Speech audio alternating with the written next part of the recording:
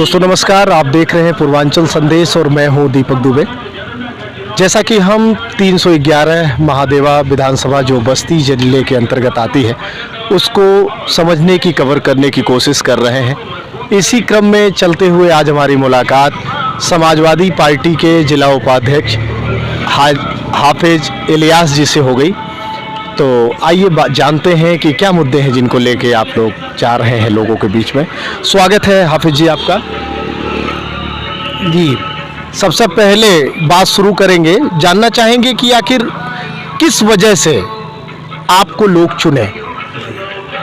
देखिए, हमारी सरकार जब थी, हम सबके महबूब नेता आदरणीय अखिलेश यादव जी प्रदेश के मुख्यमंत्री थे और सन 2012 से लेकर के सन 2017 तक उनका जो कार्यकाल रहा है वो बहुत अच्छा रहा है। जो हमारे नेता आदरणीय अखिलेश यादव ने जो घोषणा पत्र में जारी किया था, जो कहा था, उस घोषणा पत्र के अलावा भी उन्होंने बहुत सारे काम किए थे। इसलिए पूरे प्रदेश की जनता उन पर भरोसा करती है, उन पर विश्वास करती है। इसीलिए आज आप देख लीजिए कि पश्चिमी उत्तर प्रदेश में जो चुनाव हुआ है 3 चरणों का, उसमें भारतीय जनता पार्टी का सफाया हो गया है।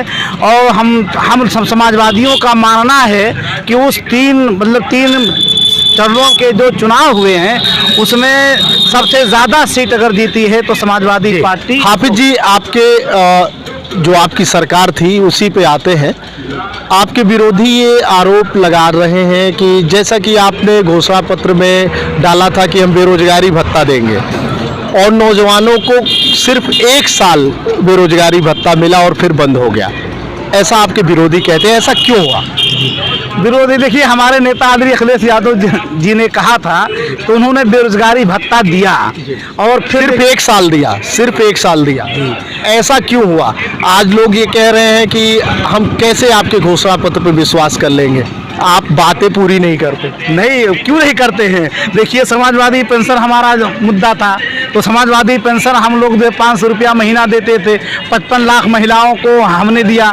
हमारे घोषणा पत्र में आप देखिए लखनऊ से लेकर के आगरा एक्सप्रेस में नहीं था। अच्छा, दूसरा जो आपके विपक्षी आप पे आरोप लगाते हैं कि आपकी सरकार आती है तो गुंडागर्दी चरम पे पहुंच जाते हैं, अपराधी खुले घूमते हैं, थाने चलाए जाते हैं। तो ऐसा आरोप है लोगों का, आपकी विपक्षी पार्टियों का, क्या कहेंगे?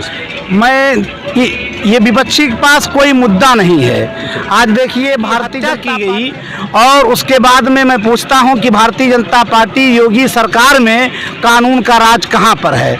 आप चले जाओ उन्नाव में, कुलदीप सिंह सेंगर जो भारतीय जनता पार्टी का विधायक था, उसने लड़की के साथ बलात्कार किया। उसका बाप थाने में FIR करने के लिए गया तो उसको पीट करके उसकी हत्या कर दी गई। अल्पसंख्यक आपके साथ है, ऐसा लगता है आपको? क्या नहीं, अल्पसंख्यक नहीं, पूरा समाज हमारे साथ है। मैं बात करूं, जैसा कि 25 तारीख को असुद्दीन ओवैसी जी का कार्यक्रम आपके इसी कुदरहा बाजार में है, तो क्या देख रहे हैं आप कि उनके आने के बाद क्या कुछ हवा बदलेगी? नहीं, ऐसा कुछ नहीं है। हम लोग जानते हैं कि असुद्दीन ओवैसी जो भी कर रहे हैं वो भारतीय जनता पार्टी के सहयोग और समर्थन के लिए कर रहे हैं। इसलिए आप देखिए, पश्चिमी उत्तर प्रदेश में जहां मुसलमानों का गढ़ था वहां पर भी ओवैसी का कोई जनाधार नहीं है और पूरी प्रदेश की जनता गठबंधन के साथ थी। और उन्होंने, आप देख लीजिए, पूरा जन सैलाब, चाहे अगड़ा हो, पिछड़ा हो, दलित हो, सारे समाज के लोग आज समाजवादी पार्टी की हाफिज जी, आपकी लड़ाई किससे है, बसपा से या भाजपा से? नहीं, देखिए, लड़ाई